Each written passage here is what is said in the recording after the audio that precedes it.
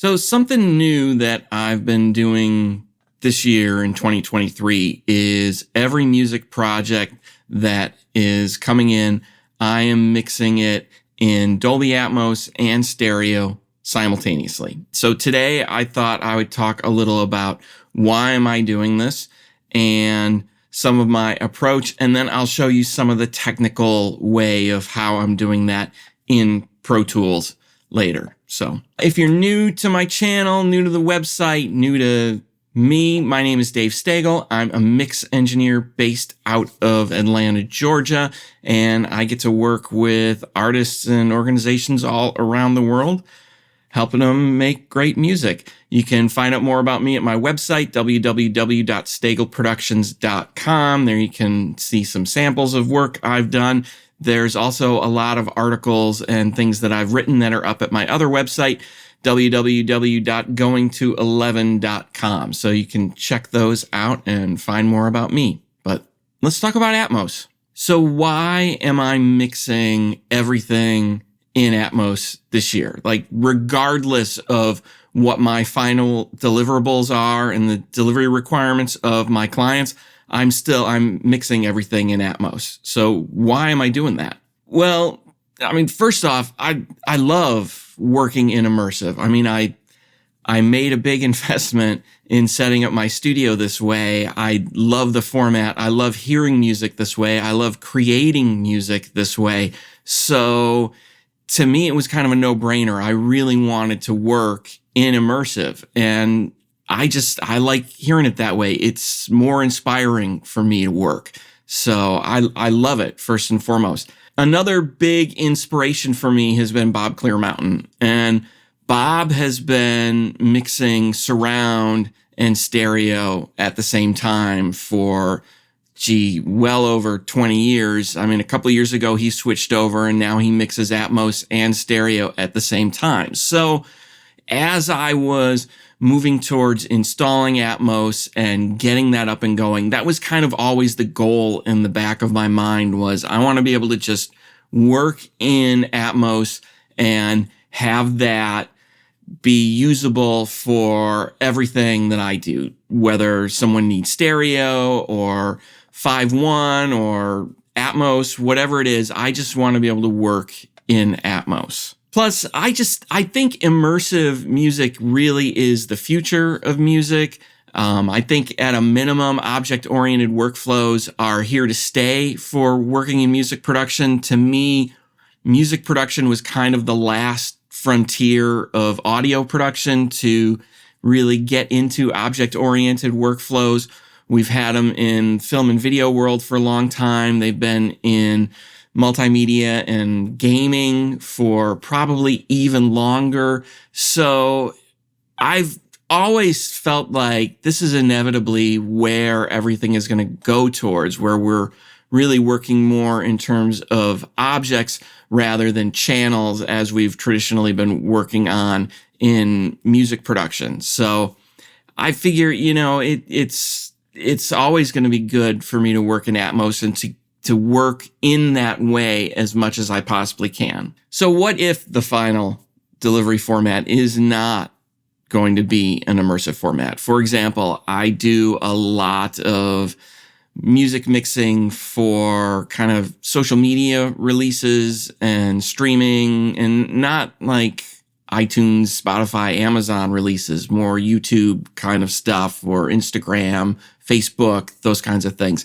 And those platforms, for now and probably the foreseeable future, I'm hoping that it changes in the next couple of years. But for now, those are all really just stereo. So why am I mixing even that content in Atmos? Part of it is just practice. I mean, the best thing I can do for myself and for my skill set is to do this as much as I possibly can. So anytime I can get more practice in, I want to do it. And why not work that way? I learn something new on every mix, and this is an opportunity to just continue that learning process and to continue refining my way of doing things. And why would I not want to do that? I am always trying to kind of learn more and kind of refine my craft. And this is just an opportunity for me to do it. The other side of that too is then if down the line, if somebody needs it in Atmos after I've done it in stereo, I've got it. It's almost ready to go. And I'll talk a little bit about why it's not finished there in a minute, but it doesn't take me much more work to actually get the Atmos side of things across the finish line. And, the other thing too is for me, the way I'm working through this right now, it doesn't add any time to my workflow to work this way, which is really important to me. Initially, as I was figuring out how to do this, it was taking some more time, but that's something that I've been working on for, really since I installed this, is kind of figuring out how to make this work for me so that it doesn't add more time and I can actually deliver the things that my clients need, whether it's Atmos or stereo, at the same kind of quality and the same level that I've been delivering, and keeping them happy and having Atmos ready to go if they want it. And then the other side of it is, as I mentioned, I just enjoy working this way. And why would you want to work in a way that you don't enjoy? I mean, I like working on stereo stuff, but this is so much more fulfilling to be working in immersive. So why would I not do that if I can? And I can, as I'm going to show you in a minute. So that's why I keep doing it. So let's talk about my workflow. As I mentioned, it was really heavily inspired by what Bob Clearmountain's been doing. He's working on a giant SSL console. I'm working entirely in Pro Tools, so it's a little different in that respect. The other thing that is different for me is Bob starts his mixes in stereo and then he moves into Atmos. I do things the opposite. I work in Atmos and then I move over to stereo. The kind of main process for me is I will work in Atmos and get the mix to I'd say about 80% of the way there. And then I start switching over and checking in the stereo. And one of the ways I'm doing that is I use what's called it's the 2.0 re-render, which is basically Atmos folding the whole mix down into a stereo kind of mix down.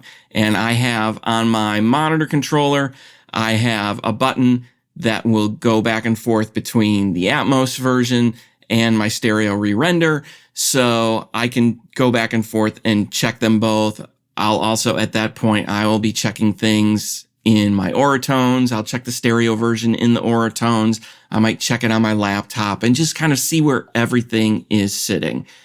Then, when I get to about 85 or 90%, that's where things start to change a little bit for me, depending on what the final release really needs to be. For a piece of music that I know is going to be released in Atmos, I will finish the mix in Atmos at that point in time. For something that I know is going to just be stereo, at that point, I will switch over and I will work only in stereo, finish the mix and get it done. If I need to, at some point, take that stereo mix and I need to complete the Atmos side of things, for me right now, it's probably about another hour and a half of work to kind of finish the Atmos side of things. But until people ask, most of that, those mixes are just kind of sitting, waiting to be done. Stereo's done. I can finish the Atmos if I need to. Now, for stuff that I'm mixing in Atmos that needs a stereo mix to go alongside of it, for that, I finish the Atmos side and then I move over and I kind of finish the stereo side. And the way I'm doing that starts to get technical. I have, and I'll show you this in a minute, I have a very elaborate set of stems happening in Pro Tools, and I use that to kind of finish off the stereo mix where I can trim things differently if I need to.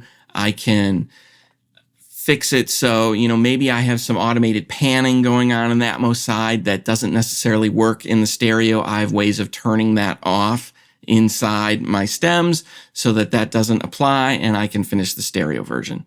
So the question is, why don't I just use the Atmos kind of fold down for the stereo release? Ultimately, if Atmos becomes the standard, I think that is what will end up being the kind of stereo option for people to listen to. In the meantime, there is a key thing that limits that, and it's called loudness.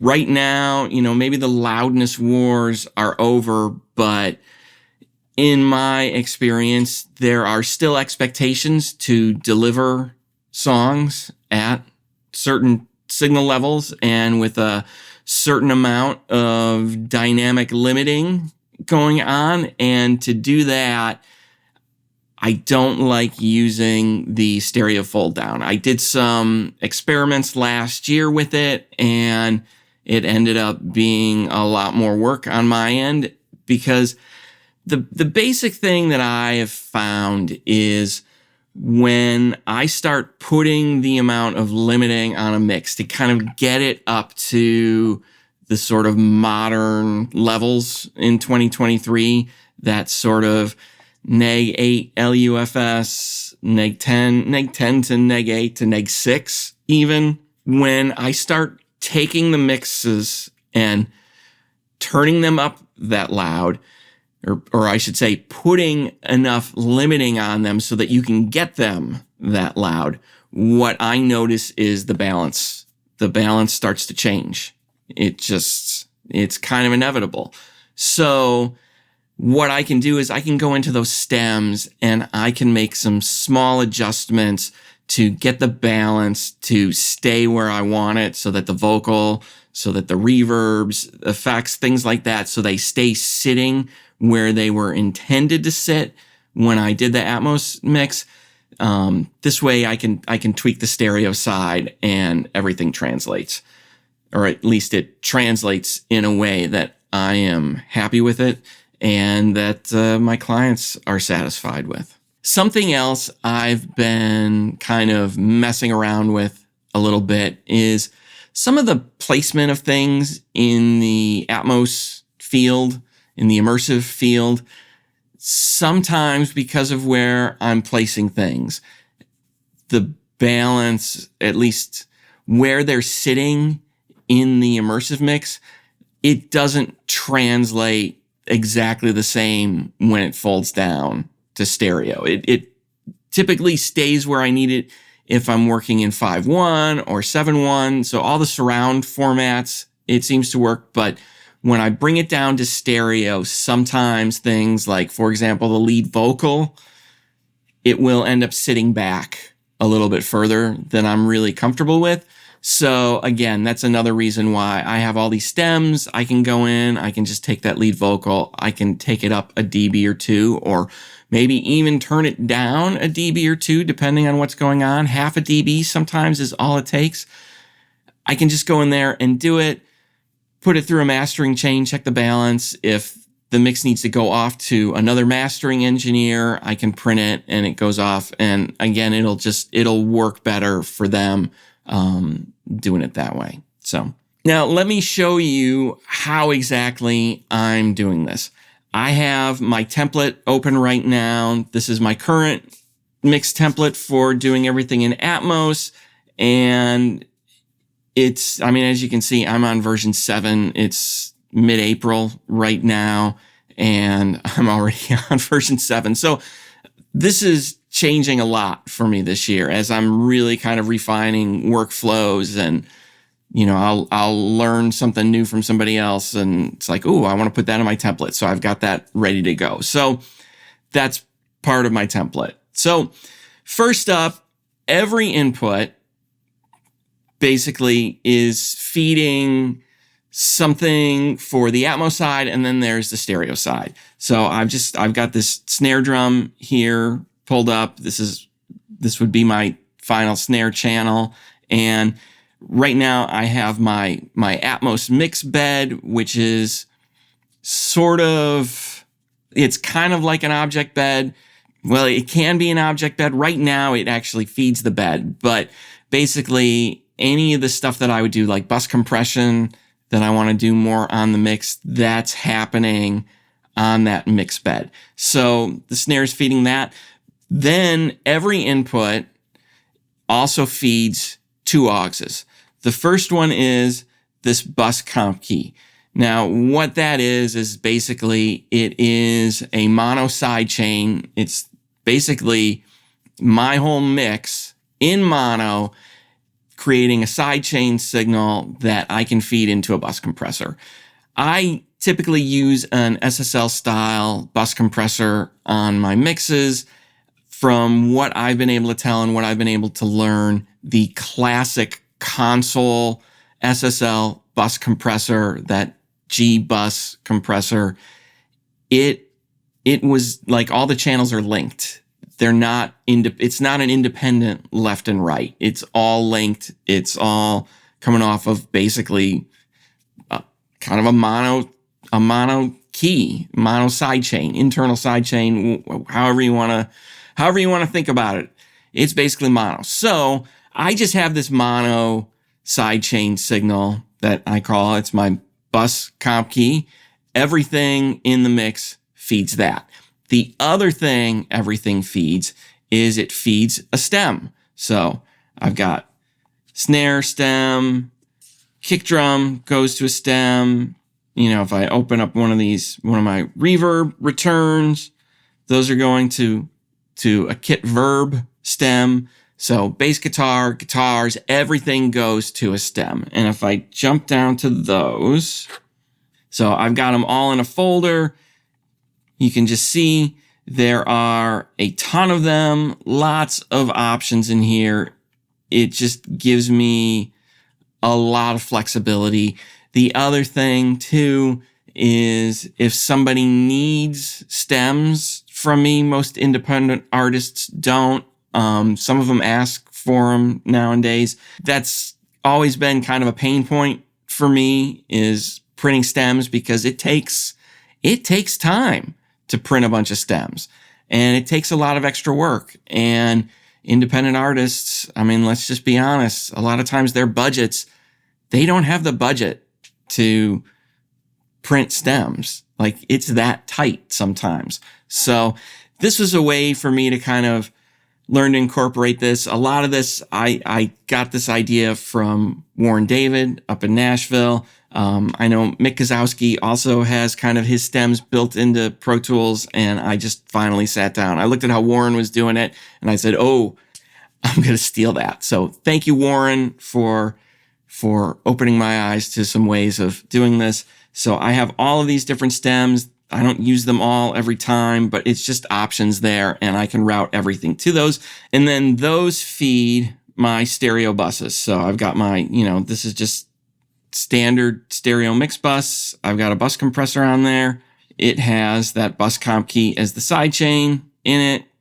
Key is in, and then I can do that. If I want to switch this out to another bus compressor, I can do that relatively easily. I have some other stuff on there, and honestly, since I've started mixing this way, the only thing I really use now is a bus compressor. I just can't get away from it. Finally, that bus feeds into more. This is like my mastering bus, so that I can, if I need to master something, I can put limiting, more EQ, widening, anything typical that you might want to do or might need to do for mastering. I've got that available. I can do it. Although these days I don't find myself doing nearly as much, because I'm spending so much more time on the Atmos side, getting the Atmos side right, that when it folds down to stereo, outside of making some small balance changes, a lot of times there's not a whole lot left to do. One other thing on the technical side I should talk about is, how do I monitor all of this? How do I monitor the Atmos side? How do I monitor the stereo Atmos side? How do I monitor this kind of internal Pro Tools secondary stereo mix? And the way I'm doing that is, it's all in my Matrix Studio. using software called Dadman. Let me bring that over. So down here on Dadman, you can just see I have a bunch of different sources. The three main ones I use. This is the full Atmos, that HD714. Then I've got the 2.0 re-render right there. And then finally, I have this Dante virtual sound card. So the way I'm monitoring that internal stereo version is I have in Pro Tools, and I don't remember when they added it. It was a version or two. It was late last year. They added this aux IO setup in Pro Tools. And basically, I have Dante virtual sound card set up as an aux IO device. And basically, that's what these monitors go to, is they go to Dante virtual sound card.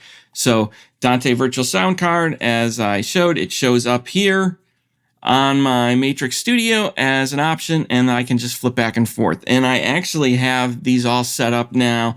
I have them set up with SoundFlow on my Stream Deck so that I can basically just flip back and forth between them. Sometimes I will also put any kind of reference tracks. I'll have those outputting on that Dante virtual sound card input, so I can basically A/B between my mix and a reference right on my monitor controller. I don't have to open a plugin and flip things over. It just kind of works really conveniently.